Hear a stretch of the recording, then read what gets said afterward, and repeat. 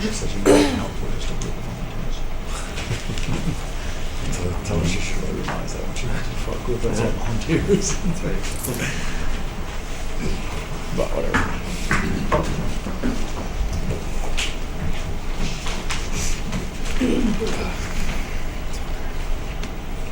I'll do that. While Michael starts, I just want to note that passed out to you tonight was something that was submitted by Stephanie Charlotte-Leo on behalf of the West River Watershed Coalition. Restoration. And the intent was just to keep it as a placekeeper so that, and I'm going to give a copy to Michael, it's something that just needs to get mentioned in the town plan, much as you amended the town plan to include, the words about farmland preservation, so that if a grant or something came up, that there could be something. They were seeking to have some recognition of the importance of that in the plan, so that if any grants came forward, there would be able to be, cited in the town plan. And so that's why that information is there for you. It doesn't really pose a problem. It's just something as a placekeeper, so that somewhere on the plan we can tuck it and have it so that if grant comes forward, it can be recognized. I think We kind of talked about this. But you're already having discussions with Betsy about this already, aren't you? That's a different one. That's the energy. Yes. No, there was also the. I thought this was with her too, but maybe not. No, it was that was the new energy task force. Yeah, but I thought she was also doing this as well. Okay. They were coming. Betsy and Stephanie came together to find out what they needed to do. Got So it. Betsy was going to be putting some information Got it. together, Okay. but also meeting All right. with Michael. All right. So I know they've been in touch. Okay, cool. Good evening. For the record, Michael Looney, principal planner and associate with the firm of Milone MacBroom. With me is Tim Baird, planner in our Cheshire office.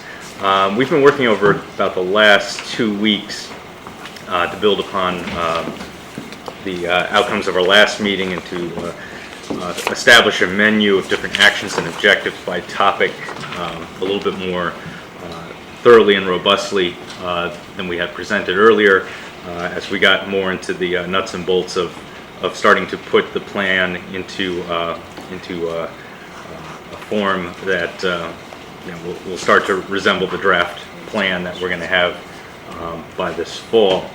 We've also spent a considerable amount of time doing planning work in the flats in the village area, and we have a sort of conceptual plan that we've presented for your review tonight that we'll go over after we go through our PowerPoint presentation, which should take about 20 minutes. I do want to take a moment to thank Jason and Sheila for all their hard work. The information they've provided us on the open space assets in the town has been invaluable, and they've been great to work with, as have pretty much every other commission or board or town staff person that we've interacted with. So it's been a very positive process for us in terms of gathering information, and looking forward to keeping that momentum going forward. As I mentioned, our PowerPoint's about 20 minutes long. Tim and I will run through that. We want to sort of look at the progress that we've made to date, what we've been able to complete, get into some of the goals and objectives by topic, and then kind of wrap up with what's going to be coming up next. In addition to the PowerPoint and the village map that we'll review, we've also prepared, I think, what's starting to take the final form of what a draft chapter in the plan of conservation and development will start to look like. We've done that for the housing and demographics section for those topic areas. So we'd like to take a look at that and sort of get your feedback. I think we were spending a considerable amount of time showing the different parts of how you get to a final POCD, and it was time that we needed to kind of accelerate things and begin to show what the structure is going to start to look like, especially as we move further along through the summer. So I think with that, what we'll do, we'll talk also at the end about next steps in terms of meetings and our schedule going into the fall. But unless you have any specific questions off the bat, I think we'll just go straight into our PowerPoint.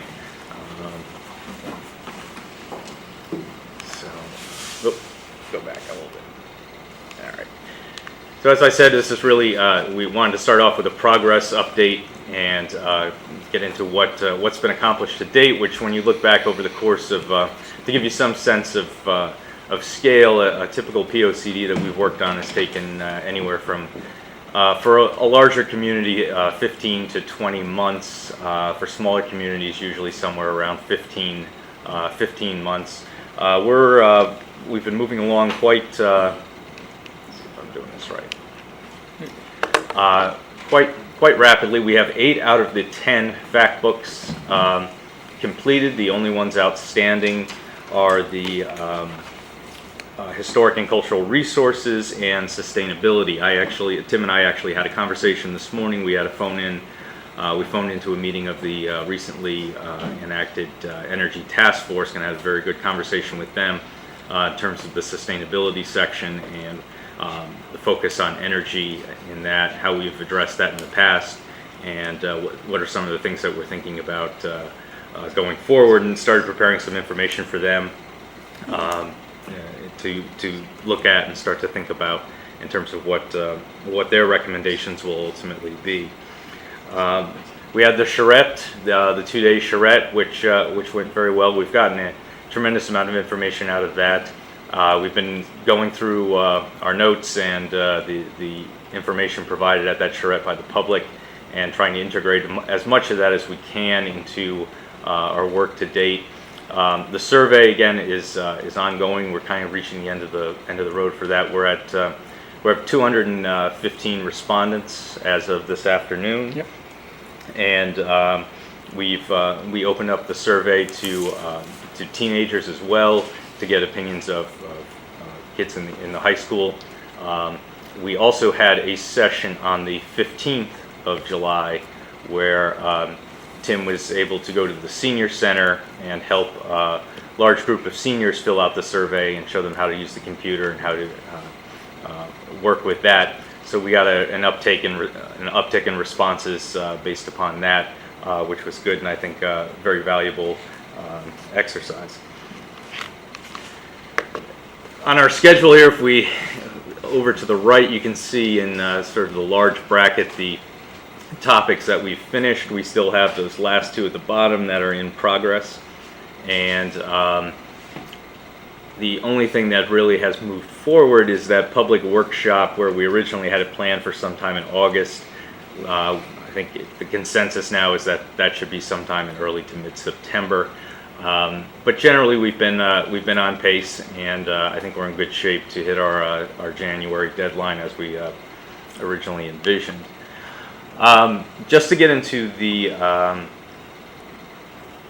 strategy section, I'll just start going through these strategies that we've come up with for the different topical areas, based upon a lot of the research that we've done. In the process of putting together these fact books and talking to town staff and commissions, communicating with both local and regional organizations.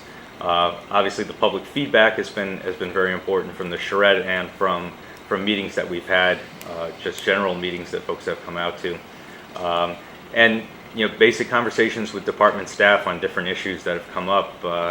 Also has been a very valuable source of information in helping us frame these strategies within the unique characteristics of the town of Woodbridge. We're trying through these strategies to really respond to the values and priorities of the town, and to keep the character of the town in mind. We can come up with a laundry list of different strategies and for a certain topic, and you just, from working in the town for a certain period of time, you just know that certain ones are not appropriate, might work better in some other community, but are not necessarily in the best interest of the town character of Woodbridge in particular. We've also looked at a number of different state and regional examples, some national best practices, and how to handle different issues that have come up that people have raised as questions at our different outreach sessions. Going into the natural resources, really protecting functioning farms and prime farmland soils, especially the larger contiguous parcels, I think is going to be a key strategy for this section. Working with the Inland Wetland Agency and the Land Trust, I've spoken with the chairman of the Inland Wetland Agency, and coming up with, if there are specific parcels in town with a large percentage of wetland soils where it makes sense to develop some sort of conservation protection priority, those are things that we want to have identified and protected going into the future of the town. Protection, natural resource protection through development regulations is also a strategy we think the town should embrace. Avoiding the use of very sensitive soils when doing individual or community septic systems. Low impact development regulations are becoming more and more widespread in Connecticut. Getting those into zoning regulations in some cases, but more often into the subdivision regulations, I think is going to be critical. We've done some work in the past for a number of communities in helping them make that happen, often as an offshoot of a recommendation within their recently completed POCD. Right now you have very high quality of water in the lakes and streams and your water supplies, and you want to make sure that stays the same going forward, and working with the Regional Water Authority. Management planning for the West River, as Chris mentioned, is going to be a critical issue for the town, both the town and the region going forward. Looking at sort of nuts and bolts things like road maintenance procedures within watershed areas, and how sanding and salting is done, and how roads are taken care of in these more sensitive portions of town. Continuing to, within these identified watershed lands, coming up with stronger conservation protections to make sure that land stays as watershed property and is not impacted by development in the future. And there is a whole industry built around best management practices for water resources. Our firm has done a tremendous amount of work in this area. So we know of a wide range of different, they're called BMPs, for protecting water resources that would be very helpful for protecting this important natural resource. And simply doing outreach on conservation priorities, promoting projects that protect water quality, educating the community about the value of watershed lands through community hikes and things like that. Seemingly simple initiatives like this can actually have a big impact in terms of educating community members of the importance of the natural resources of the town. And protecting the biodiversity that's here. Obviously with West Rock and its ecosystem, you have a tremendous natural diversity up there. There's also this one identified site that looks like it's in the center of town. Tim, if you want to see if you can point to it right there. Near the high school site. What we're trying to figure out is if there was actually a species found, an endangered species or a protected species. Yes. We can help you with that. Found that. We're trying to figure out if that's just there, or if that circle was just placed on Woodbridge in general because somewhere in Woodbridge this species was found. Mhm. So we'll work with town staff to identify that and make sure we have that map right. It took us years to figure it out. Animal? Plant or It's a snake. it's a Snake. What does it look like? There's some details. I haven't seen believe it. it's a red ribbon snake. It's a ribbon snake. I mean, it's got a little ring around its neck. Seriously? The snake has It's all black? it has all its proper permits, right? In terms of zoning. It does. Okay. And, All right. and in fact, the last renovation It's called a ring snake, isn't it? the last renovation at Amity, we limited excavation times to coordinate with its cycle of reproduction. Great. So Good. So, What is this, like a endangered species? apparently, it's been identified by DEP as that. It's DEP has a listing of. Yeah. Protection. endangered, what was it? Threatened. No, they do it in Connecticut. And it's on a map that's hanging outside my office Yeah. in the hallway, by the way. They don't get rid of Big, along about this big? I don't think it's large. You don't think Actually, they're what? a little bit I don't think smaller. it's large. Okay. We're on the record, so I'm going to be careful what I say. Also, this, I've run into one too. Out of state. with Terry pointing out this information, this is a good segue into how we're going to be spending some time with Terry and Chris, just going over issues, making sure everything is, any outstanding things that we're not sure of that they might have information on. We intend to work with them and iron out some of these things before we get to the draft plan stage. Housing, we have a number of strategies. Obviously, most of the town is in the Residence A district. You have the 65,000 square foot lot size, the 2 acres for more sensitive lands. And really, that's an inherent part of the character of the town and how it's been developed over time. As we mentioned when we were doing the build-out analysis, there isn't a whole lot of land left for residential development. So the Residence A districts are going to be very similar going forward over the next 10 years as we see them now. But we do think some small changes might be positive. Some age-restricted cluster developments, perhaps allowing by special permit use, or in some cases, depending on how the commission ultimately feels, whether it should just be open to all ages and not have an age restricted on it. That's also something that's a possibility. Significant residential developments, and we've sort of created this threshold of anything over 5 acres, should be mandated to develop as an open space conservation subdivision. And there's a number of different sets of regulations that address open space conservation subdivision.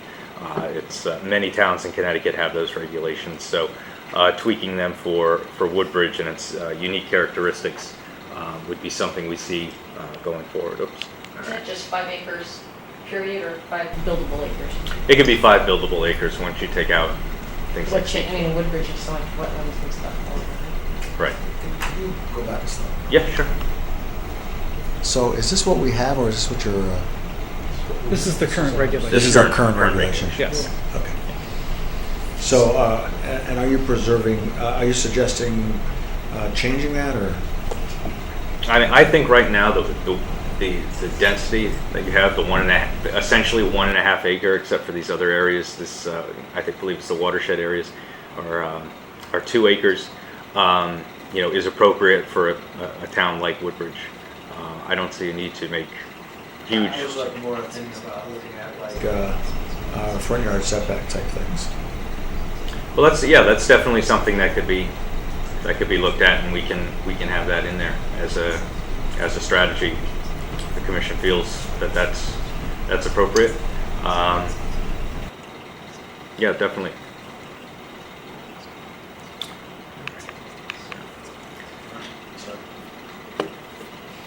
Supporting aging in place, we have through our demographics analysis found that we have a rapidly aging population, as is common in most towns in Connecticut and in the Northeast. Trying to find ways to develop senior supportive zoning and design standard. Age-restricted units being increased in number through either cluster housing or as alternatives to active adult plan development provisions. Support in the zoning regs for ground floor units that provide better accessibility, might be more suitable with seniors who might have mobility challenges, would be a strategy to look at. Where we start to make some of the larger changes, I think, is going to be or we would recommend in the Woodbridge Village District, the flats. We've come up with a sort of recommended zoning scheme going forward, where you would consolidate a number of the residential districts there into one village residential zone, while also having in the more commercial areas a mixed-use village center type development that would also provide opportunities for some higher density housing development. But in those established residential areas within the village now, we'd see keeping a density of a similar nature that you have there now. One thing that would be important there is having a set of design guidelines for the village residential, so that if there were, if a property were torn down and a new property built, that it would be in a village style, and at a similar density to the housing that's in the district with it. There's a number of different. I'm sorry.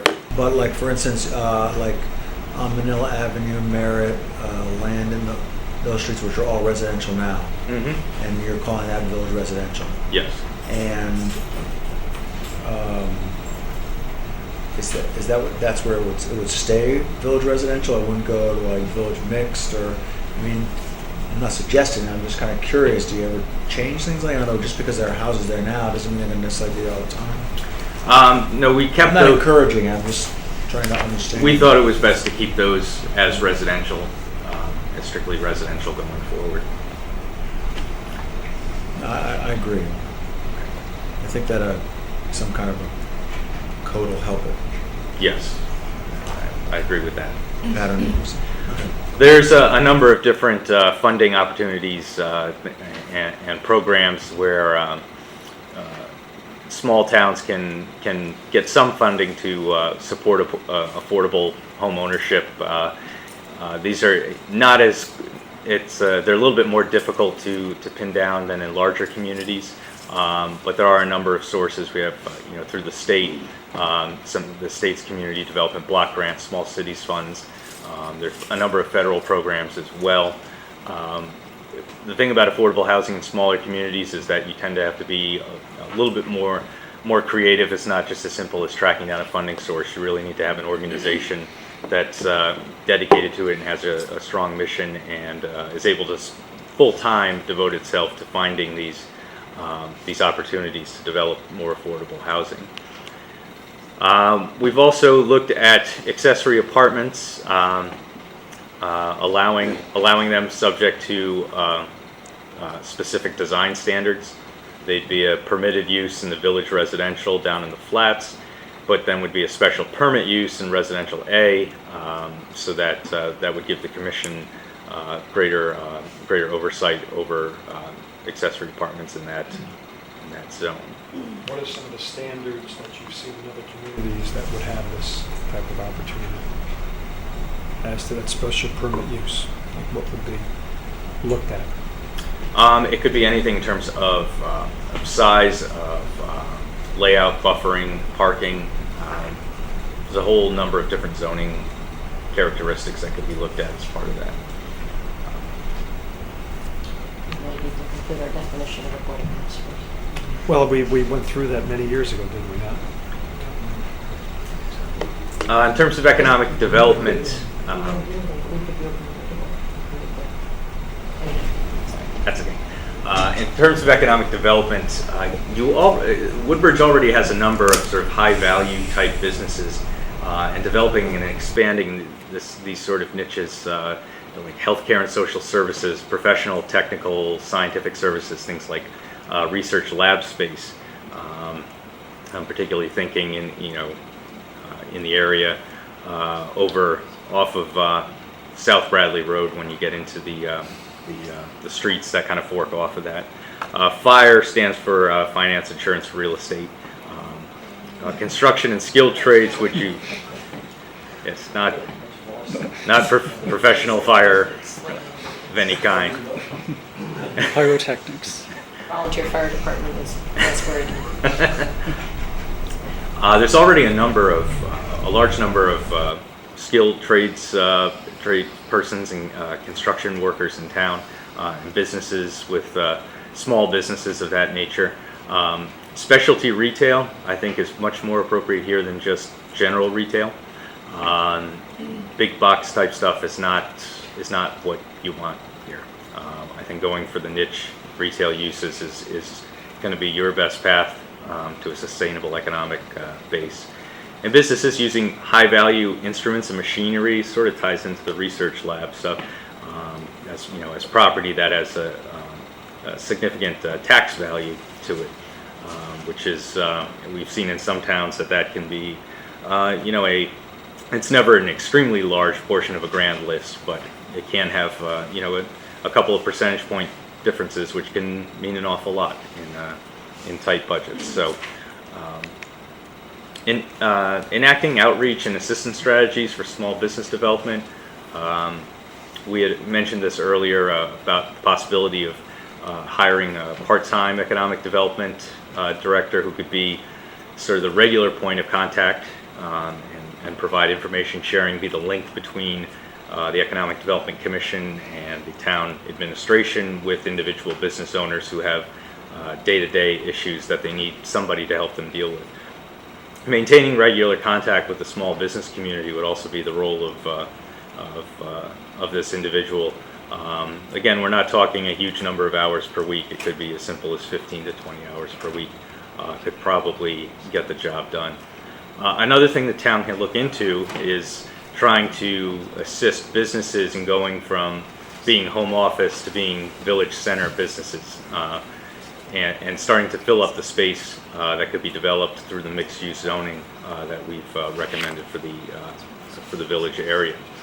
And we also think you should be a little bit more aggressive and look at things like that have come about in, let's say, parts of on the West Haven Orange line where all of the old Bayer properties were picked up by Yale. If there might be opportunities here for starting business incubator space, potentially with a link with someone like Yale or the other regional universities, the private universities, would be something worth investigating, and could provide a significant economic development potential for some of the properties in the village area. And we get into, in a little while, we have specific strategies for the village itself, but so much of the economic development of the town is tied to the village that you really have to talk about the two of them at the same time. Right now, I think the biggest challenge is trying to enhance the village as a unique node and not just another commercial area that has state routes running it through it, because we have a lot of those in the state, but we also have a lot of unique places too, and we feel that that the village is poised to take that next step to become a unique node. I think one of the biggest things, and this really hit home when we had the DOT and their consultants come down and talk about the exit 59 interchange options. Working collaboratively with the businesses down in the village, also working with your neighbor over in the city of New Haven and the state DOT, and coming up with a solution that not only works but is going to be relatively fast tracked, because that area needs transportation solutions as soon as it can. Improving the pedestrian network and looking at bike routes. Again, we're going to get into that a little bit more on the village conceptual map, but we think those are going to be important components, even from an economic development point, in terms of getting more people to come into the village using alternative transportation methods. A mix of retailers and services, particularly ones that already have a local market established, should really make the area an attractive destination. Something that had been mentioned in the past of doing a business improvement district or some sort of special services district, that could be a very useful tool in terms of raising a reasonable amount of funds through a small mill rate assessment, as special services districts do, to help fund the smaller components of infrastructure, parking, marketing, pedestrian access. This is more often seen in larger towns. Obviously, New Haven has a number of special service districts, and so do the other urban communities, but there's no reason why it can't work in a relatively dense village area of a town of 9,000 people. And we think, although live-work space you often see in areas where you have older brick buildings that have been industrial in the past get converted into loft space with things like gallery space or other types of workspace on the ground floor. You don't really have that in the village area. There's still the potential for developing some type of use, of live-work use in that South Bradley Road area and some of those associated side streets. Transportation. major point is expediting the exit 59 issues and enhancements and the Route 69 widening. Those have to continue to be priority items for the town, and I think everyone is pretty much on the same page on that. But there's also other opportunities in coordinating with the state, especially since you do have a significant number of state roads going through your town for a town of this size, and trying to find ways to enhance designated cycling routes with signage, pavement markings where you have enough of a shoulder to permit doing that. And there's also priorities in the statewide and the South Central regions bike and ped plans that should be prioritized as well for the town. When we were down in the village over the last couple of months, we were kind of looking around and trying to develop a sort of priority listing of areas for sidewalks sometime over the next 10 years. And really Route 63 between June and Bank on the west side really stuck out as an area we thought could use that. Connecting Lucy Street to the Starbucks parcel. Obviously that's been talked about in terms of its relation to the widening of Route 69 there, and how the interplay between those two things are going to happen. Lucy Street itself, particularly at the south side, I think there could be an opportunity there. And then Route 63 between connecting Bank to Bradley Road, and Route 69 connecting Lucy to Landon would also be priorities. Eventually continuing to the south side of Bradley Road as things start to happen down there, and tying with 245 Amity Road would also be, we haven't really given that its own priority, but it's something to keep in mind going forward in the future. And even things like bike sharing programs. If we had a bike sharing program that was based at a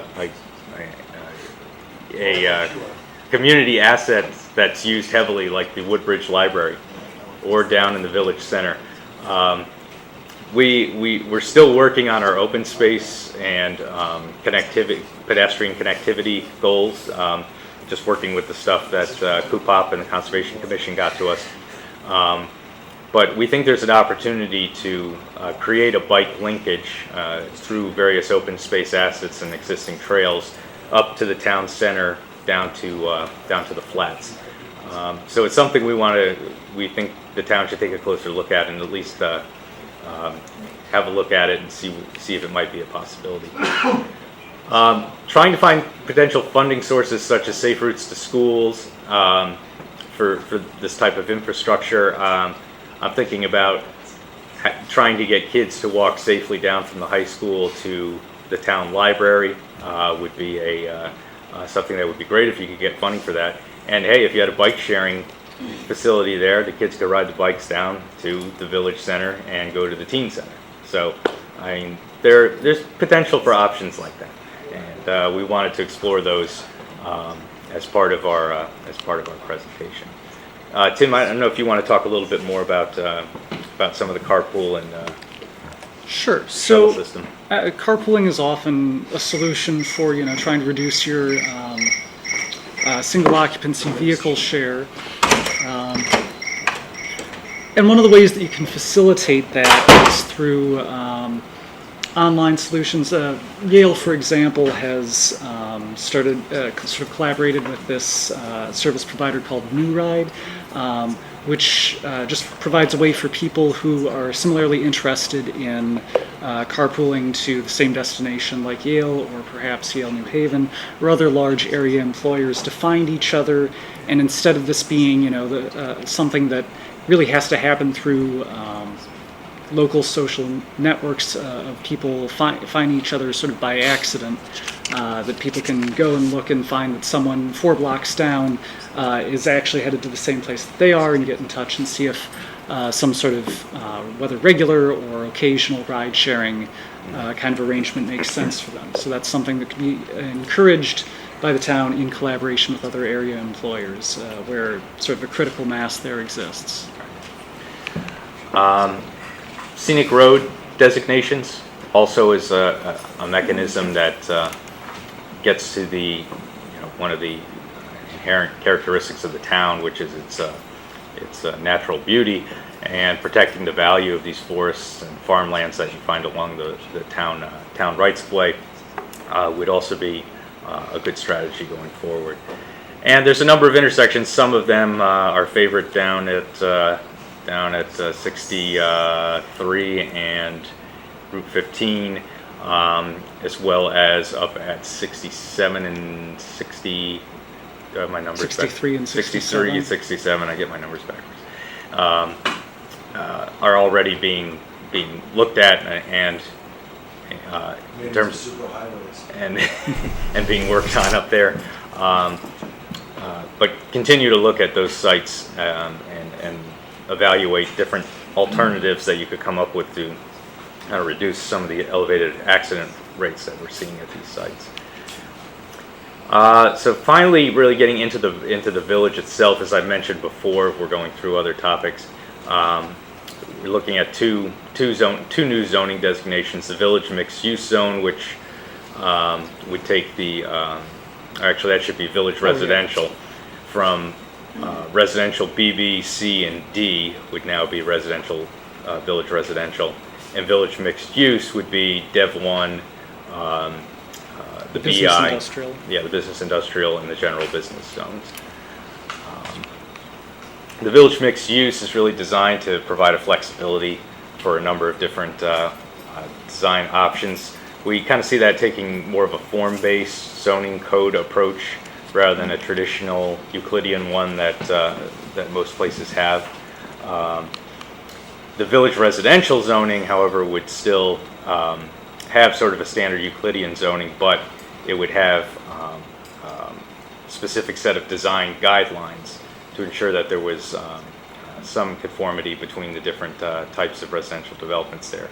Again, looking at, for that area, 1 and 2 family houses with the potential for some increase in density through, say, a few 3-family homes and accessory units by right. Prioritizing the connectivity to and through the village district, also a very important priority. Getting those sidewalks done, looking for the feasibility for trail improvements, the potential, and we'll show this on the map, of getting a connection up from sort of the end of Bradley Road to the Naugatuck Trail. We went out and Tim went out, in particular, went out and looked at the end of the Naugatuck Trail and looked at potential options for figuring out how to do that, because there's just a small disconnect there, and if you could bridge that, probably not in a bicycle conducive way, but potentially as a hiking trail.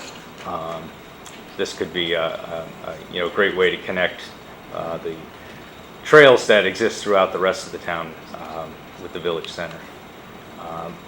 When we were just kind of taking a global look at the village after we had been walking around, we really see it sort of as sort of a linear system with 2 anchors on either end of Lucy Street and Bank Street, where we have the large development with the bowling alley and the other retail and personal service shops and restaurants down on Selden, linking all the way up with the properties right at Lucy Street and Litchfield Turnpike. So we see that as kind of the connection across the village that could be utilized. The issue with that is that right now, Lucy Street is a state-maintained road that is effectively a traffic conduit.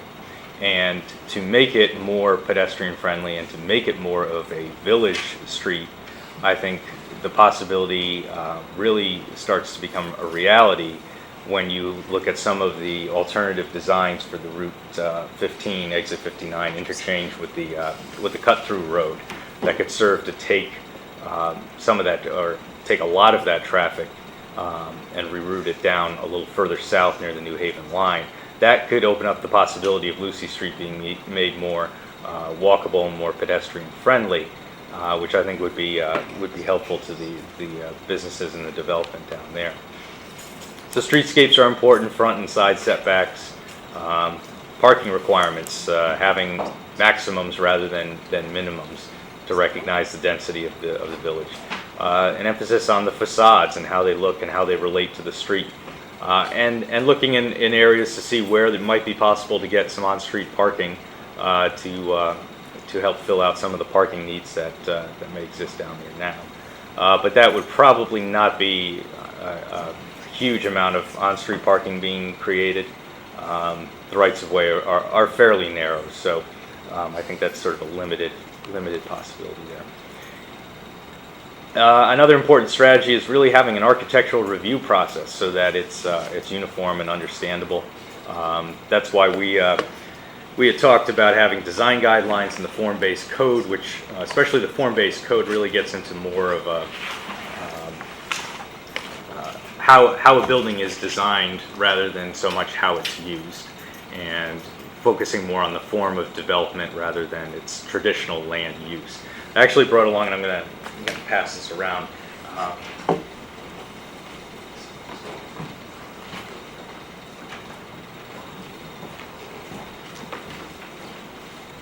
For the town of Marlborough, just south of Glastonbury on Route 2, we, a couple of years back, had created a design style book for their village center. It was a village center where I had done the market analysis and some of the planning work on how to improve this intersection of two state routes. And our landscape architects and our planners put together the style book to come up with different ideas about, streetscape treatments, types of street furniture that you can use, what types of building facades you were looking for. And we're thinking something along the lines of that could be very useful, particularly in that village residential zone that I was talking about earlier. It's basically another name for it is a pattern book. Is sometimes used. This is pretty common throughout a lot of parts of the country, and we think it could really give sort of a form and architectural basis for how the village develops, and give everyone a better sense of when development is proposed, what is it likely to look at, and what's sort of the type of design that the community is looking for. So this is the map, and you should have an 11 by 17 version in front of you. I believe we passed those out, right? No. No, we did not. We didn't go for the Okay. full run. So we're going right off the slide here, and I'll just use the laser pointer to go here. We have several areas that we've identified as opportunity sites. The two sites to the north along Litchfield Turnpike. This smaller parking lot, I think, is at an important intersection, and would be this is next to the church right up there on Litchfield Turnpike. Could be developed in the future. The sort of gateway, Where's the park? right up there, Assumption Church. Assumption Church, right. The former automotive use over here on Amity Road. This is actually where we think, through the redevelopment of this property, you could potentially get either staircase or some sort of connection up to the Naugatuck Trail, which goes down here, and help link it into an improved intersection with pedestrian options to get folks able to move across sort of the northern part of the village district. We have a number of areas identified as intersections that could use improvements to make them a little bit more people-friendly. These gateway parcels here along Litchfield Turnpike I think are going to be very important in terms of how the village is perceived as you come in off of Route 15. One parcel that particularly intrigued us, and we thought it might have some good potential, is the piece of the gas station property that's right on Litchfield Turnpike on the other side of the river. That might have possibility in terms of being a nice buffered, possibly partially grass-covered area where you could do something like have the farmer's market there, or use that as extra overflow parking for uses along the other streets in the village that folks would be able to easily access through the improvements to Merritt Avenue. And we've put in the entire site that's essentially known as the Crest property. There's a number of things that we think could potentially happen on this site. It's a prime site in the village. Obviously, it's one of the larger pieces of property here. And some sort of redevelopment, not in terms of so much changing the uses of the plaza on Selden Street, but changing the design and reorienting the buildings more along Selden Street to give it a facade face, and tucking the surface parking behind the buildings so that you didn't have a parking lot right out in front.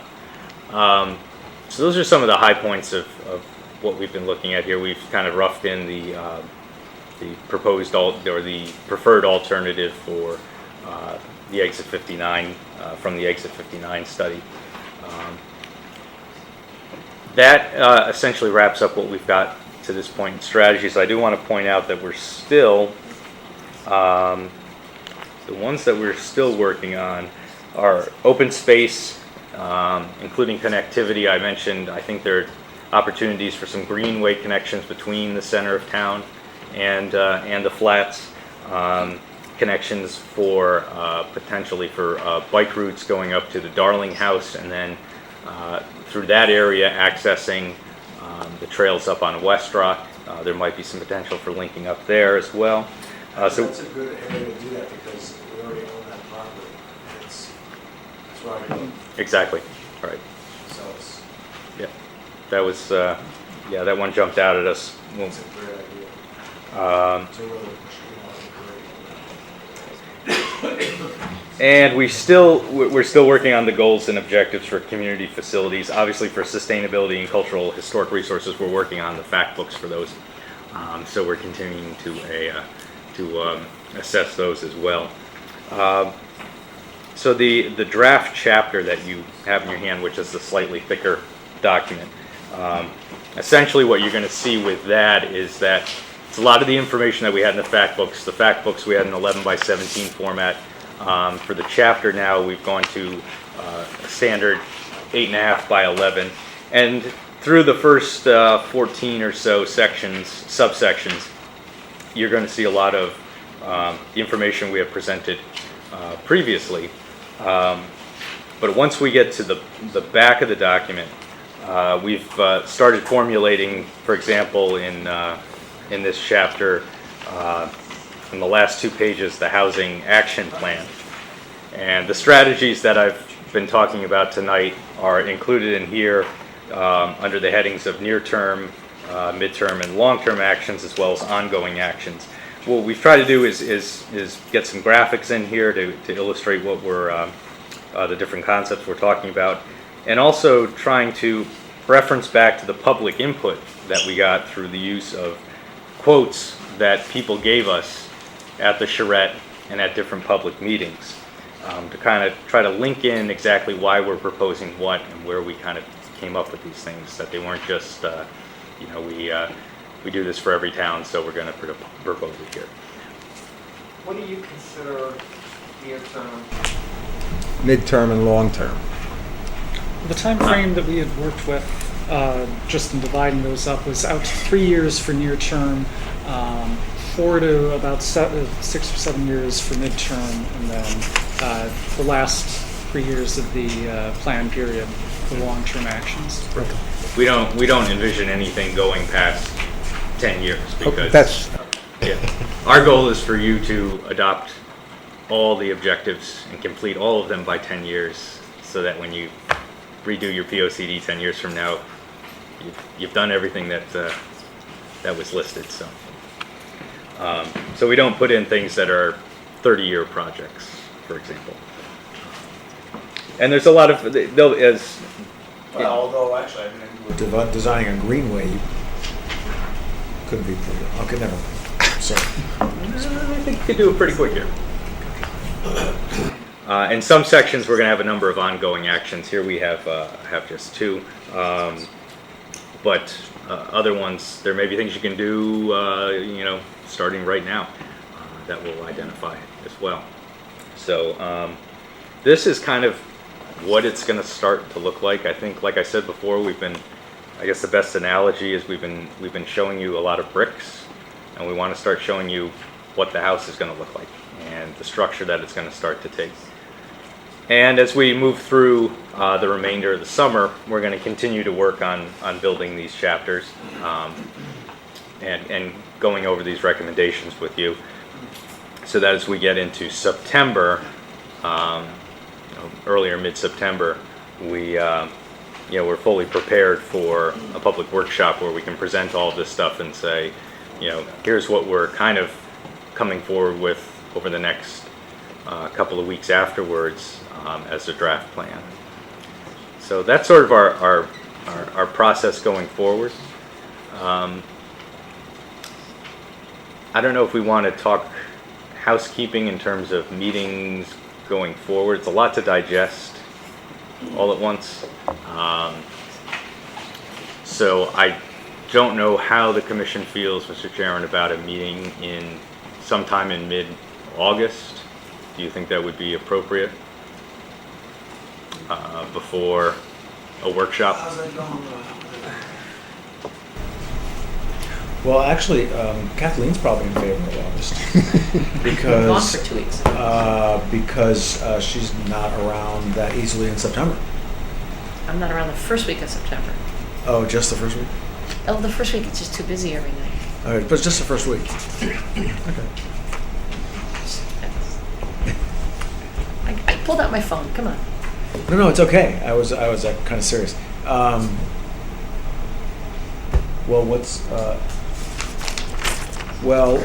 Let's talk about what we need to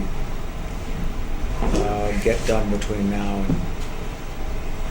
I mean, I'm not really sure. I'm not really getting the next public hearing being in September, to be honest with you. Okay. Although I think there's a lot of great information here tonight. This is actually, I think, very good. It gives everyone something to look at Right. and yay or nay it, but understand it. So Right. I think I commend you. When are you going to have the remaining fact books? They would be, let's see, we were planning on coming to the first September meeting, your September meeting, which would be, what day would that be? 6th, 7th, 5th, 4th. 5th or 4th. It's the second. Second? Tuesday the second. Tuesday the 2nd. So that's kind of what we were aiming What for. are you looking at Tuesday the 2nd? As your September meeting where Oh, we yeah. present the last two fact books. Day after Labor Day. And I guess originally I was thinking that perhaps maybe about 2 weeks after that, we'd have the workshop. Well, how's everybody? We should check the holidays that are going on in September. I'm like thinking the first week in October or something. I mean, how much time does everybody think they? There's a lot of stuff here to look at, so how much time does everybody? What do you envision doing at the next meeting? Let me ask you that. At our meeting or at the public workshop? No, at our meeting. Well, I think it's a continuation and going to the next level of discussion about all these things that talk about different, a little more detail and different strategies. Right. Okay, do you envision, because, for instance, there was presented a draft of Chapter 1, Right. with very specific recommendations of both near, mid, Right. and long term, Right. and ongoing. And are you expecting to talk about that in particular, or is it more generalized?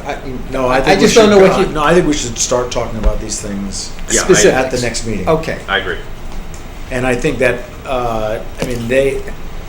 they'll probably even have a little more on these things. But the point, yes, I definitely think Okay. we should be. Then it's going to Talking take. about these Then it's going to things. take time. That's what. It's going to That's what take I- time if you're talking about specifics. Right. Specific recommendation, whether or not we agree, change, so on and so forth. So having said that, so Kathleen, you're not around the first week in September or the? I just, classes start on Tuesday or Wednesday. Wednesday, Tuesday night, I'm tied up all evening. Second or third? Or the? The second I'm tied up all evening, that's Tuesday. Okay. You're September, right? Wednesday, so far I'm. Okay, so what I'm thinking, what's your following week? Because I'm thinking that we should just have our P and Z meeting on the second, and then the following week have a meeting that's just for our town plan. Because I think there's a huge amount to cover. I don't know if it was different. 9th would be good. That's I think Tuesday. that's okay. That's a Tuesday. Tuesday, so it's a Monday, 9/8. I just need to know what to reserve the room. No, I understand.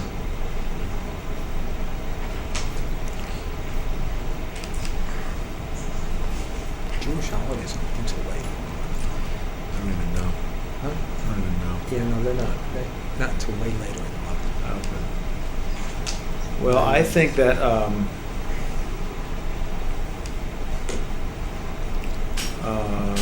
so I think we should, we have our P and Z meeting on the 2nd, and we'll have our town plan meeting on the 9th. And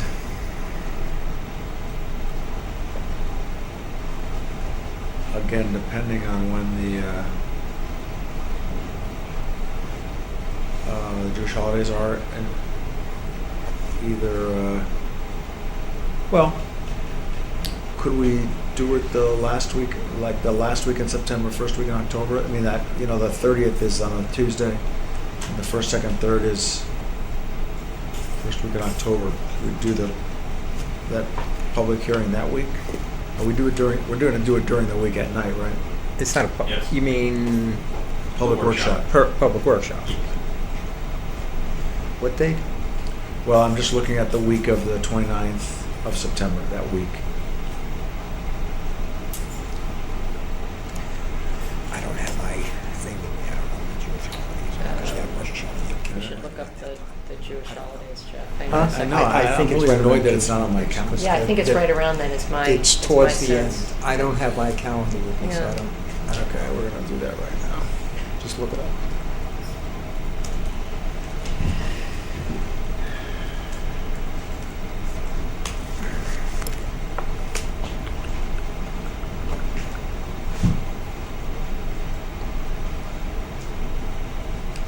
Yom Kippur's begins in the evening of Friday, October 3rd. And let's see when Rosh Hashanah. Yeah. So Rosh Hashanah is the week before, so October 4th. So Rosh Hashanah is the 25th and 26th. Sixth, right. Yeah, the 25th. Yom Kippur is the 4th. 4th, right. So you don't want to do it. Sukhat's the Uh, 10th. Well, the 4th is a Saturday and Sunday, so we could Right. actually do it that week. So that week of the 29th would probably work. We could do it that week. Yeah. Because the 24th and 25th is a Wednesday and Thursday, and Yom Friday. Kippur is until the following. It's Friday and Saturday. Friday night. Friday night and Saturday. Saturday. I know this year. Okay. So we're not doing any, we wouldn't be doing any of those days anyway. Is that fair? So, I'm open. Could be Tuesday, could be Wednesday. Okay, Tuesday it is. Tuesday the 30th?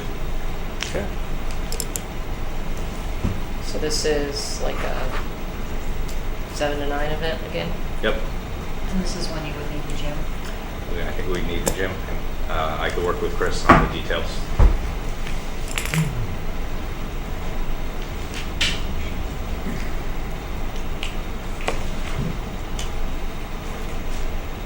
And nothing next month.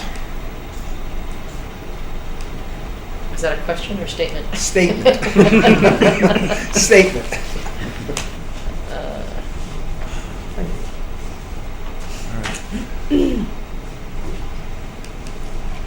What about the ideas of deadlines for Coopop and Oh, Conservation Yeah, so we're going to talk Commission? about that right now.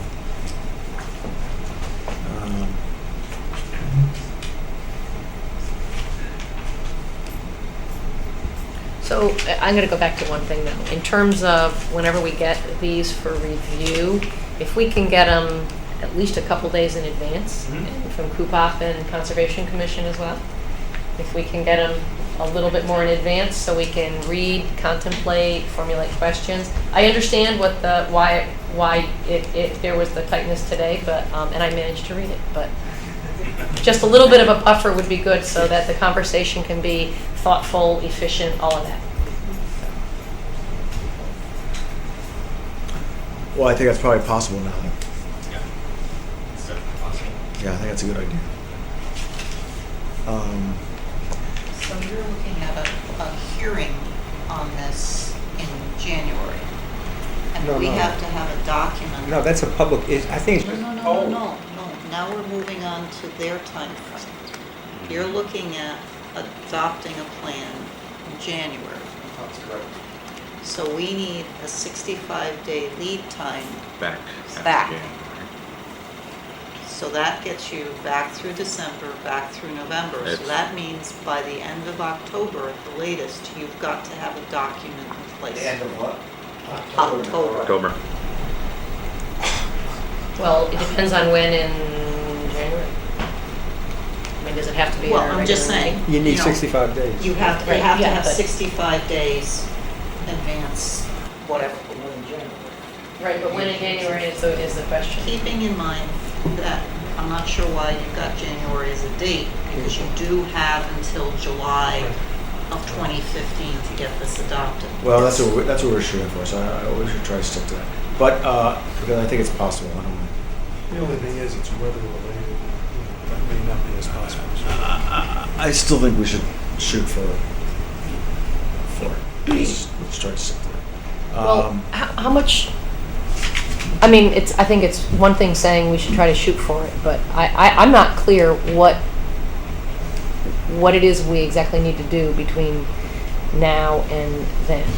I mean, we're going to be receiving the final chapters, right, which we need to review. All of them, how many chapters do you think there'll be?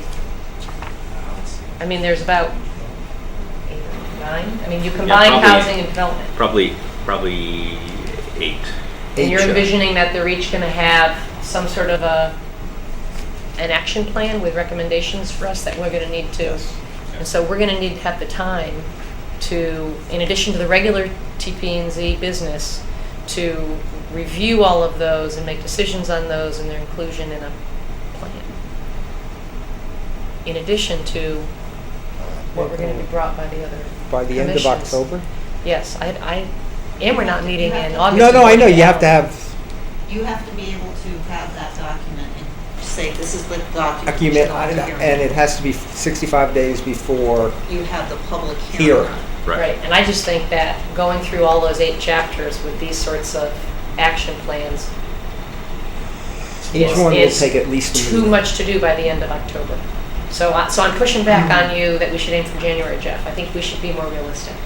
I'm not saying let's go all the way to June, but let's be more realistic. Well, we really about- can't because technically we have a whole election next year. So there's the potential that if we're not done with this thing, we can have an election and have a whole new different planning and zoning commission. So I don't think we really want to do that. That's in May, But you correct? have January to June. No, we don't have till. We don't have June. Well, May. well, Yeah, but you have until I- May. we don't want to be lame duck. We I don't get really that. want to be, we really don't want those things to overlap. Shoot for March. I think we should try to shoot for February. Each one of these is going to take probably a meeting. And are we That's talking how 8 many meetings. extra meetings That's 8 meetings minimum. during I a don't time think, I where don't there's think each the- one of them is going to take a meeting unless it's a really short meeting. I don't think so.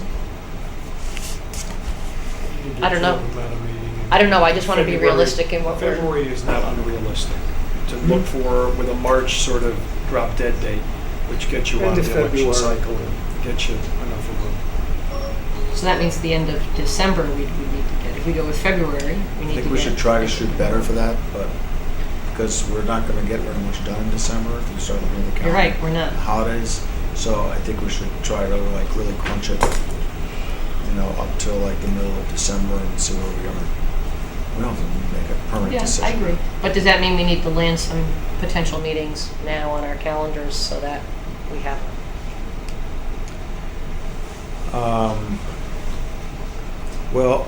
Michael, why don't you think about how many more meetings we need to have on what we need to I need to cover think. and how much time we need for those things, and then say, okay, you guys need 6 meetings. What we can do is I can get like a week by week schedule going out to that Tuesday, September 30th. And let's see how that flows in terms of getting everything done, and what we need. And then we can figure out, I think, once I put that together and get that to the commission, like, I'd rather consider a meeting in late August than crunch all this in August and November. With apologies to Ellen. Oh, I just think, I just don't know. Or I think we need to be, is it I thought unrealistic to I thought you were consider? opposed to meeting the end of August. I'm just away the first 2 weeks of August. The first 2 weeks. And the last week I probably have something in those 2 weeks. Sorry. She has 3 But days I'm only in the one middle of member, but I'm August. only one member. The other thing is, are we gonna be able to consider perhaps, we held a shred on a Saturday. I wasn't there the whole day, but if we could identify a Saturday in the fall in advance, could we just power through a lot of these in one day? Or And half- just or really half a be day. efficient? We could do that. Would anybody be willing, be willing to do it in the week of the 18th for August, that week? I can't do it, I'm on trial with the case. And I want to be around after all the time I've spent on this, so. Yeah, I think we all do. Yeah.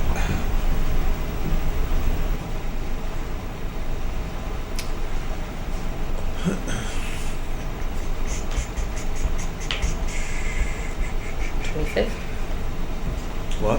25th of August? I thought it wasn't working for you. Well, that's the only Jersey evening that week I depositions. don't have. You're not around the 25th either? New Jersey and depositions, as I understand I'm supposed to have positions. it. It's tough when you have to work for a living. I've heard that.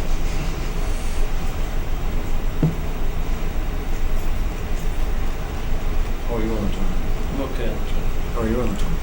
25th? Yeah, okay.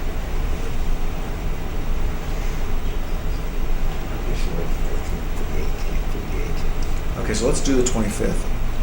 I don't- Married I to- think- being married to a lawyer, it's a good chance that Alan will be here anyway. You know, I think that's totally inappropriate for you to do that when I just told you I'm not available, to tell you the truth. Yeah, I really don't take that lightly. So I think you should pick another date. Well, it basically means losing a couple of weeks. So I understand that. That's why I'm trying to see what the majority of people are available to do. August is a tough time. I totally understand what you're saying, but it's not like our last meeting. It's just I'm one available meeting. the 26th or the 27th, so I'm not sure that you've looked at that. I'm available the 24th. I just told you I'm not available the 25th. Well, the 24th is a Sunday, and I did not know you. I didn't hear anybody say anything about the 26th or 27th until just now. And Oh, I'm not available those, I'll say. We did give up the whole other week before as possibilities, and you're not available those either, Alan, just to I'm on fairness. trial August 18th through 20th as it's scheduled. So toward the end of the week, I would be available.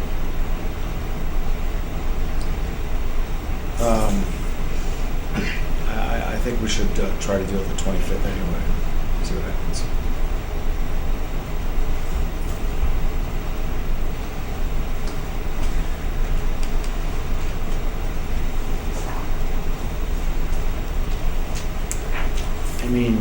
There's a good chance you'll win on the 22nd. There's nothing to do, it's a totally different case. And if you want to go and expect that I'm going to be back here after being in depositions in New Jersey all day, as it's scheduled right now, I think it's probably highly unlikely if that goes forward.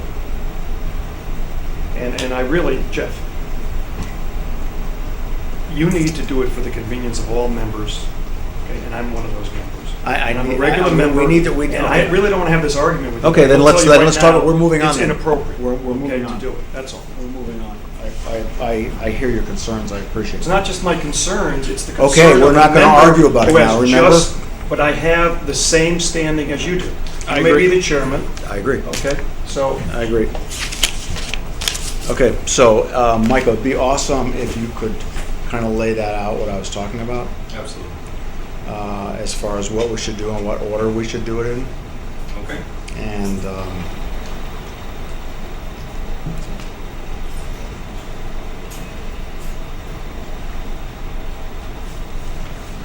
all right, cool. And we'll get back to everybody on dates. Okay.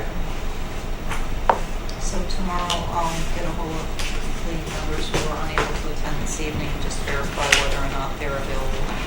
Yeah. Good. All right.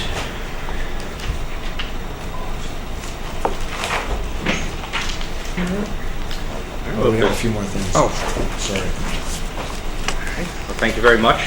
Thank you. Thank you. Touch in a couple of days. That's great. I mean, I encourage people to breeze through the stuff, look through the stuff that we just got tonight and send out comments if there are any to either to Chris, and she'll send them out to everybody, or you could probably just copy everybody and send them to Michael at the same time. Is this something that's available electronically that I can send it to them? Yes. Oh, Would that assist you in? yeah. I was going to request that the PowerPoint that we did tonight. Yeah, is awesome. we can PDF that. That also can be sent email. So if you PDF to that and then this, then that may assist you in editing or whatever you're doing with that. All right. Yes. Thank you for bringing that up. And we'll do the 11 by 17 village concept as well. So I'll send all three of those to Tim, and I'll get that out tomorrow. All right. Very good. Thank you very much. Thank you. Appreciate it. Thank you. Okay, we just have two other things. There's a section of road.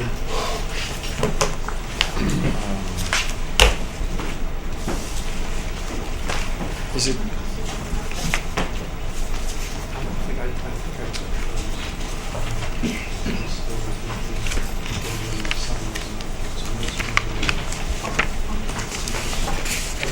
It's this.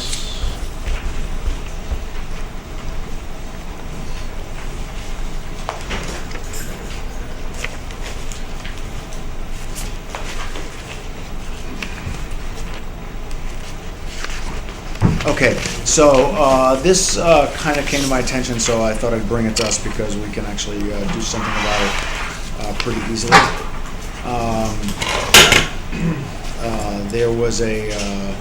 There's a house on the corner. There's a property on the corner of Center and North Racebrook, and there used to be a rather large barn on it. I think it was painted green, and it collapsed in one winter. How many years ago, Terry?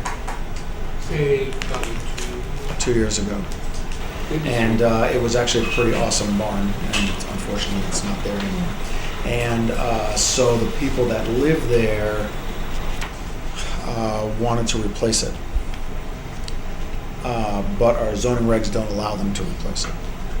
Which, by the way, is a standard problem in all these towns that have barns, and then their regs can't cover the things that everybody likes about the town. So they evidently went to get a variance, and they got turned down. Because? They insisted that they could be putting the building someplace else on the property. So one of the problems with where this barn was is the setbacks on major roads is deeper than on standard roads.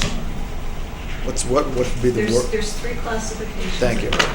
If you have an intertown road, which is basically state highways, then you have major local roads, which are the ones that have heavy traffic, and then you have your cul-de-sacs and whatnot, which are minor town roads.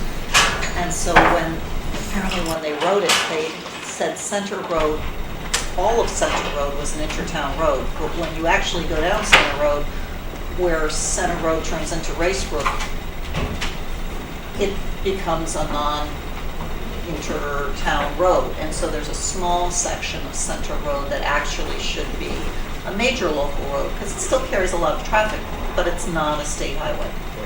And so it seems to have just been an error. And so what this does is what it does is breaks apart where that division probably should have occurred immediately. So this is going up center where you go to North Racebrook, instead of going Right. left, you go straight So up. that's That a little short strip. section between Racebrook and North Racebrook. Center view is off of that. Center view's Right. off of that. So it's a short section, but It's very local. it's very local, and I think it was just an error that needs to be corrected. Makes a lot of sense. Now, this is a change to the zoning, right? Correct. So it has to go to, So We have to refer have- to COG. And then, do we also have to have a public hearing on this? Yes, you do. Okay, so it's not just a quote technical correction. Right, this is a change. Change, okay, that's what I So want. we have to go through the hearing Okay. process. Fine. The point was to try to get it before you so that right. Now we can move things forward. we can move it Now, can forward. are we allowed to, how long does Scrog have? They have 35 days, so, they'll have their 35 days if I get it out to them tomorrow So it's conceivable that we can kind of set up for a public hearing for September? for September. So, Fine. I mean, I thought that was what the goal Yeah, that is was. great. All right, excellent. So do we need a vote on that? We probably do need a vote. You No? can, Or you consensus? scheduled another hearing by consensus if you're comfortable doing that. I'm Just comfortable. Something acknowledging that that's what you want. I'm all in favor of it. And then So we don't need a formal vote for something like this, even though it's a change in the regs? Or we just did it? No, just scheduling Or we a, just had scheduling a hearing? Hearing. Oh, we can't do anything? we're not voting on we can't vote on it. we're not, yeah, we can't vote on it. We have So to the vote. fact that we're bringing it to the hearing is what is necessary? Right. Got it. I just wanted to understand the Yeah, procedure. we're Thank you not- very much. But we can vote on anything anybody wants if you really want. Okay, and the other thing is this and a couple other things, but Chris pulled this together for the trash storage, the dumpsters.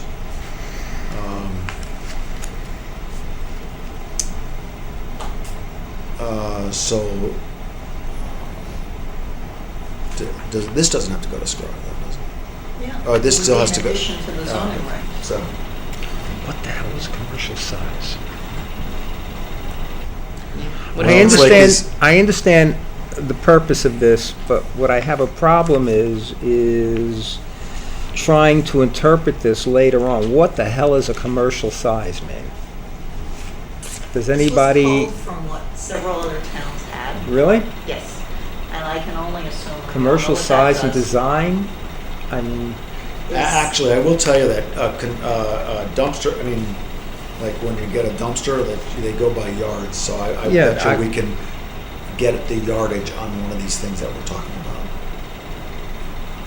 We have I mean, I would several. hate to try to enforce it and say, this is commercial and this is There not are commercial. presently several different sizes in town, depending on how much trash is being generated at the site and how frequently they're being picked up.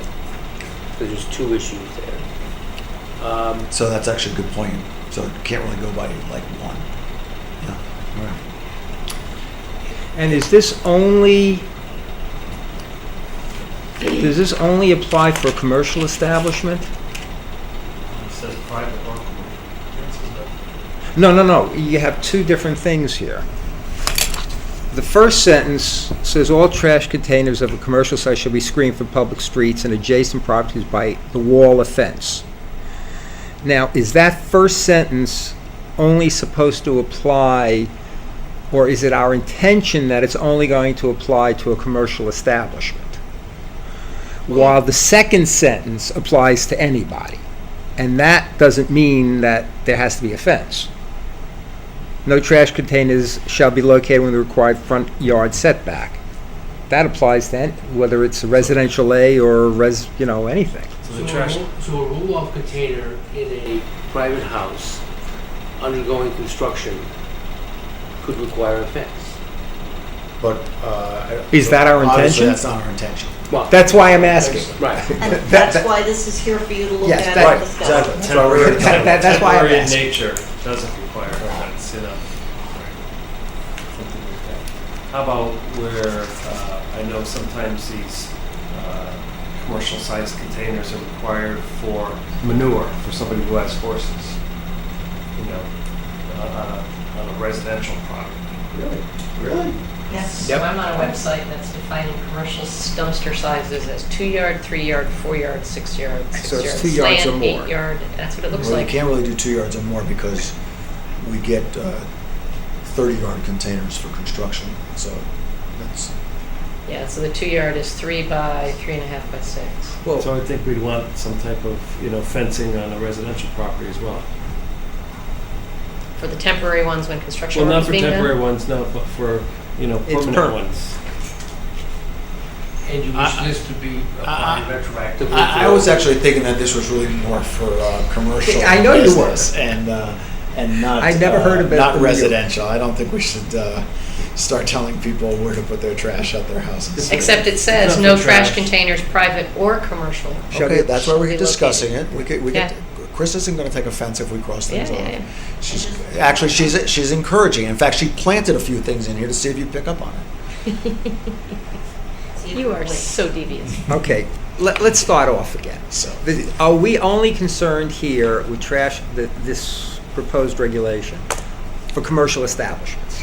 that seems to be the consensus out there on the street, so to speak. Okay.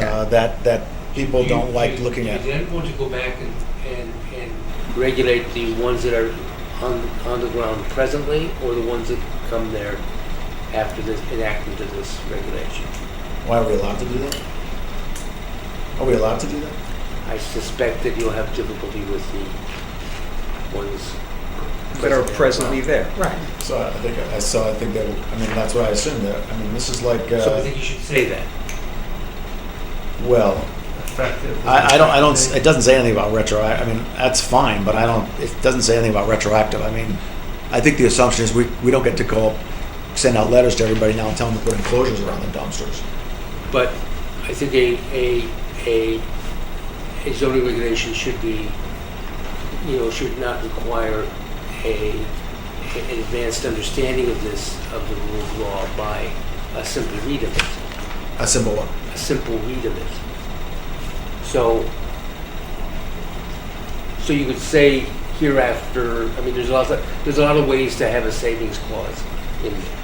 So does that set us up for what happens if somebody comes to us that already has a dumpster on their property and they want to do something? We're not, and they're making changes. We're not. If we say that, then they've already got their dumpster. We can't say to them, "We'd like to do I this." think those people are genuinely interested in pleasing the commission, and I don't think that you'll have that. Well, I mean, again, I don't know the wording. I'll leave that to the lawyers, but it seems to me that if the trash storage reg starts on August 1st, whenever, then anything before August 1st, you can't do anything about it anyway, can you? Well, we've been doing our regs since they've been recodified, and this would be a new section. We put an effective date underneath it, so it would be clear, at least in terms of when it became effective. So, that's what I'm saying. So if that helps. Well, I mean, I guess you gotta go back to deciding if you're dealing only with commercial or residential. So I know you've got them both mixed there. And I think that, I'm gonna go along with Jeff on this. I think that you need to be concerned with Can you commercial. imagine? We got lynched. You know? So you may just need the first sentence. I think the first sentence is probably what you really need. I think the second sentence, I'm not sure if there are abuses that you've seen that go on that would require The that. complaints Well, that have actually- been received about down in the downtown flags, whatever you want to Right. call it. I- And it's related to the dumpsters that people who live in the area I see see. on a regular basis. And I think the second line has to come out because although I like it, I think that most businesses probably have the dumpsters in front of their. I don't think you could put it beyond the setback. I don't see how you're gonna do that. You can't do it in the setback. That's probably where they put their building. We already have, but we already have section, and I don't know if it's pertinent, how you interpret, but section 3.7.3 already says outside storage and outside display areas in all districts shall not extend into required front yards. Aren't the required front yards that setback? So we don't, so it's already covered Yeah, I agree. in that. But, okay, so now the other thing is, was kind of brought up before, was are we saying that this is something that is enclosed on 4 sides with a gate in front? Okay. Before we get to that, can I just suggest one thing? Absolutely. Why don't we just say all trash containers at commercial sites, period, and regardless of size?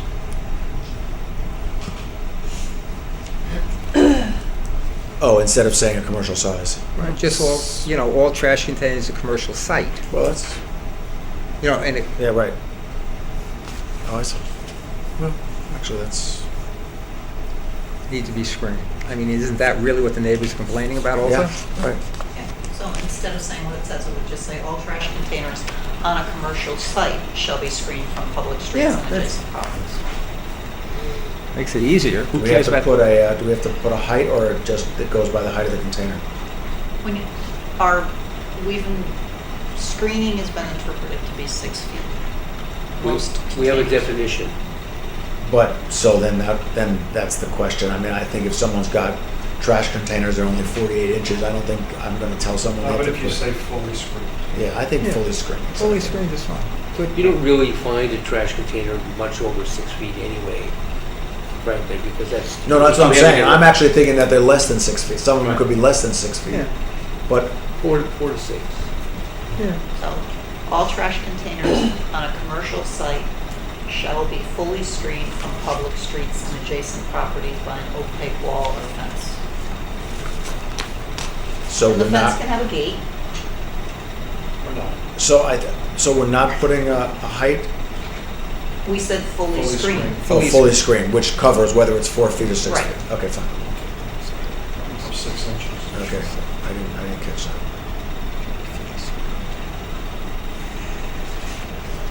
To be technical about it, it really should be all trash containers located outside of the building, shall be.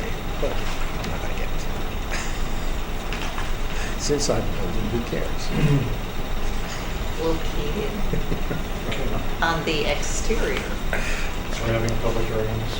Yes, So, of a commercial site. How's that? Does that help you? Yeah, Okay. thank you. I'll send it to you tomorrow. Okay. Okay,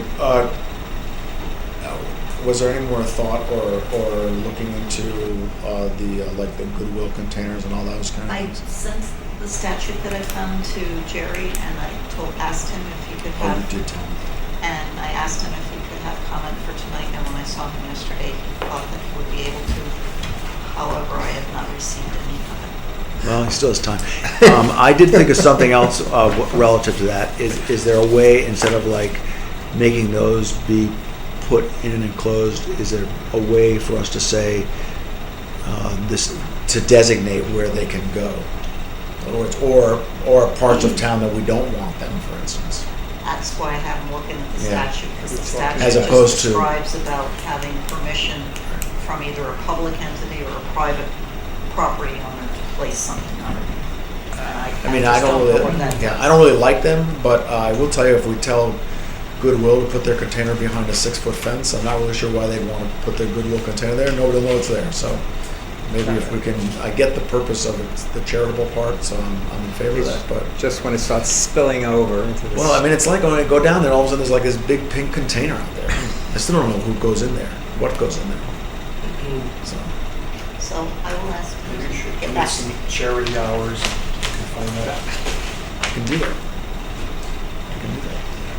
All right. so why wouldn't this, and I'm just reading this, I mean, it sounds like the fencing and stuff is covered on residential properties, right? So which is why we don't need to include residential properties in this. We're not, Um, we're just calling it commercial. I know, but is commercial, I guess I just don't know why we're making a special regulation for trash storage. because they're large and unsightly, and people have been spending a lot of time commenting on them. Is it always, I mean, our regs already talk about outside storage in residential and non-residential districts. But it doesn't talk about dumpsters. Well, it talks about all outside storage of all different types. Are we talking, is this specific to any particular district, residential or non-residential? I'm just wondering why it's a special, 3.74 instead of, Historically, it's never been applied to dumpsters, so Storage is, yeah. so it's something that, Could you put in including, I understand what you're saying, Kathy. right? Which- Yeah, what section is it? 41 and 42. Many 43, businesses 1, will 42. tell you that it's important to get access to, from the garbage, the people that deal with it and empty them. And some communities, by the way, try to regulate this nuisance, public nuisance portion by limiting hours of operation of pickup.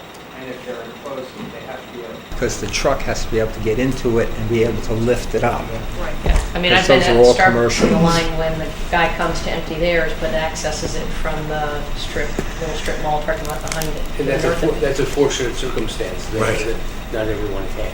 Right. So, anyhow, I'll keep going with this. This says trash storage, and you guys started talking about some of the charitable dumpsters. So we're not just talking about trash, we're talking about dumpsters. This is really just talking about trash and dumpsters. And the other thing we haven't really addressed yet. All right, because we haven't heard that. What's the section? 41, page 41 and 42, it's 3.7 point. Thank you. Everything. Just wanted to see something. So, I mean, the regs as they currently are written talk about outside storage in residence districts and then in non-residence districts, and what this is meant to be is sort of overarching. But So is a commercial dumpster considered dumpsters. storage? Well, we No. call it trash storage. That's what it's labeled here. I'm just trying to figure out if we need it or if it's a clarification of an existing one, and I don't know. We're not applying storage regulations Right. to trash Right. receptacles. Right. Right. It's never been applied to that. Well, I wouldn't think it would be. The language is a little unusual. It's just that it says stuff like other things, right? All other outside storage or display of materials, objects, or things. So if I guess I would just say that if we're going to create a special, policy for trash, we make it. I mean, Well, is there a way, so does it make sense to just list, what could be listed in there that would make it so that you could enforce that as a reg? On the section she's talking about. To specifically list it under storage, storage provisions. is that Or what things you're saying? including but not limited to. yeah, I don't know. That's all you have to do, including but not limited to. I'm not going there yet, but. But if I just don't know if these commercial dumpsters we're talking about will only be found in residence districts This is or the only place that non-residence. this would apply. Right, but what I'm saying is the way Because that as Buddy says, there are commercial Yeah, and you dumpsters that wouldn't want are it used to on apply farm sites to for putting manure. residential. Okay, so which is why we do need a Especially- separate Yeah. policy for this. Yeah. Right. We haven't had complaints about residential things. We've only had complaints about pickup times for dumpsters. Right, but I'm thinking, sort of like Alan is down the road, where not all of us are sitting here, or different of us are sitting here, and we're wondering, wait a minute, why doesn't this say, I don't know, use broader language that doesn't just address the current complaints. I mean, are we really about revising regs to address particular complaints? Well, that's what our regs are for. I mean, it's not just a specific complaint about a specific business, although towns do that too. Well, all But I'm saying is that I if think we're we're going to talk trying to about... clean up a business district. I think we're trying to, All right, I guess I would just say, because the first two parts of this area, 3.7, talk about storage in residence districts and non-residence districts, I would just add, in any district, trash containers of commercial size. So I guess we're not agreeing that we shouldn't worry about these trash containers in people's houses. I think that's crossing the line, I think. Telling people where to put their trash in a residential area. Okay, but are we going to go back through and rewrite all of this when districts are rewritten as they're thinking about revising them in the POCD? Well, I thought we were just. Well, that is the idea. That is the idea, to come out of the POCD with regs that you may want to revise and change. So it's not out of the question.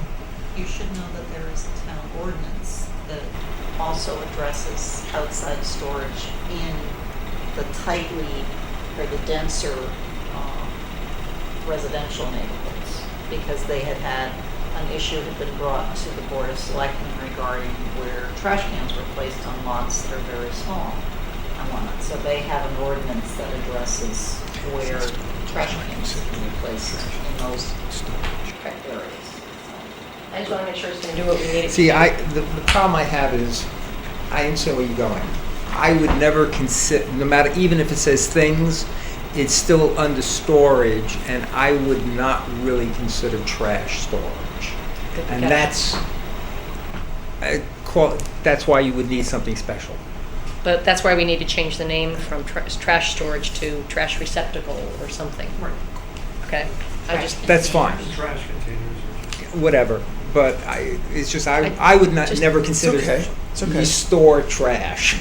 Exactly, but that's why, because it was That's called fine, trash yeah. storage, I was wondering why it wasn't That's- included in the other. Then instead of calling it trash containers. So if it has to be screened, and we're just dealing with commercial areas, is there a concern that anyone can perceive that will interfere with the collectability of trash? That's the Okay, same. so that's, I mean. A classic example is Monroe Muffler.